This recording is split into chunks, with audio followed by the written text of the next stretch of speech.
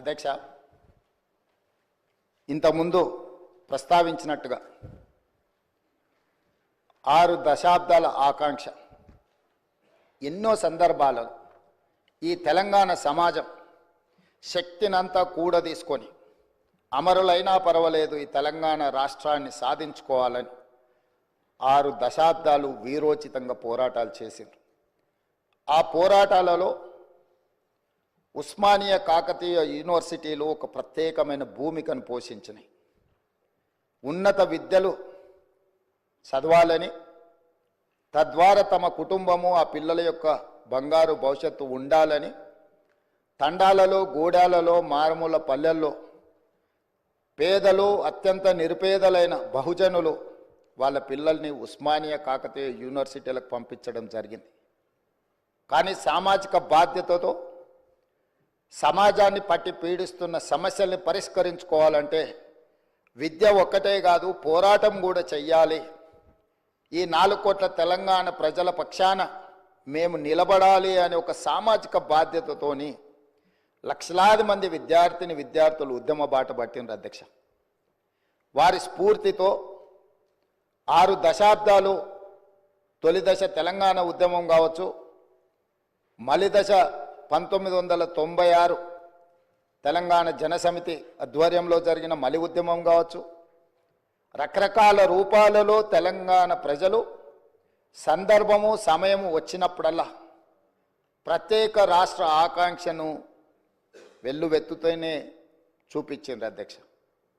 కానీ వివిధ కారణాల చేత వాయిదాలు పడుతూ వస్తున్నప్పుడు ఇక ఎలా అయినా సాధించాల్సిందే, చివరి రక్తపు బొట్టు వరకు, ఆఖరి శ్వాస వరకు తెలంగాణ సాధించడం కోసమే సమిధలైనా పర్వాలేదు అని చెప్పి ఆనాడు యువత ఈ రాష్ట్ర సాధనకు ముందుకు వచ్చి ఓ శ్రీకాంతాచారి, ఓ కానిస్టేబుల్ కిష్టయ్య, ఓ యాదయ్య, ఓ ఈశాన్ రెడ్డి, ఎంతోమంది విద్యార్థులు ఉద్యమకారులై ఆకాశంలో తారా జువ్వలై వెలిగి ఈ తెలంగాణ రాష్ట్రాన్ని సాధించాలన్న పట్టుదలతో అమరులైన అధ్యక్ష.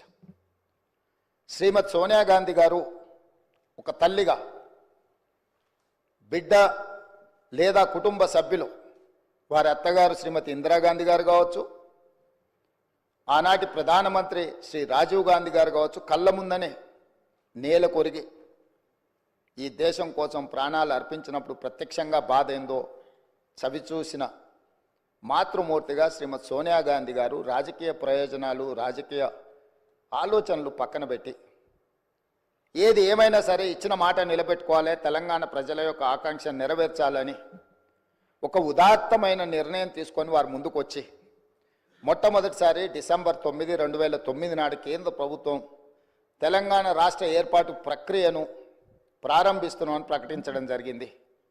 ఆ తర్వాత చాలా అవాంతరాలు, ఒడిదుడుకులు ఎదురైనా వారు తెలంగాణ రాష్ట్రాన్ని ఇవ్వడం జరిగింది.